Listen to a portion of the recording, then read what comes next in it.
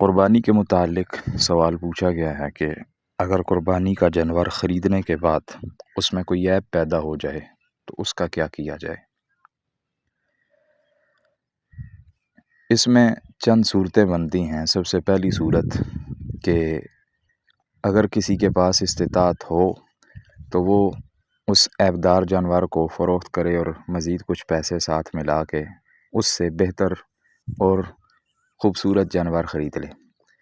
دوسری صورت کہ اگر کسی کے پاس استطاعت نہیں ہے لیکن وہ یہ سمجھتا ہے کہ وہ بطور ادھار کچھ پیسے کسی سے لے کر جانور خرید سکتا ہے اور بعد میں وہ ادھار یا قرض بآسانی واپس کر سکتا ہے، تو پھر اس کے لیے بھی یہ ضروری ہے کہ وہ قربانی کے لیے نیا جانور خریدے۔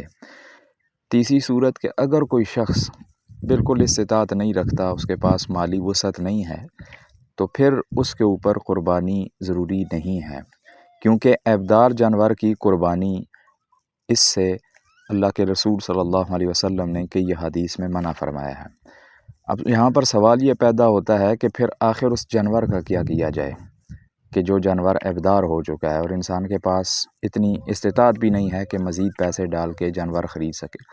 تو اس کا پھر طریقہ یہی ہے کہ قربانی کے بعد اس جانور کو ذبح کیا جائے عام صدقے کی نیت سے، اور اس گوشت کو غرباء میں، فقراء میں، مساکین میں صدقہ کر دیا جائے، تو انشاءاللہ اس کو اس کا ثواب ملے گا۔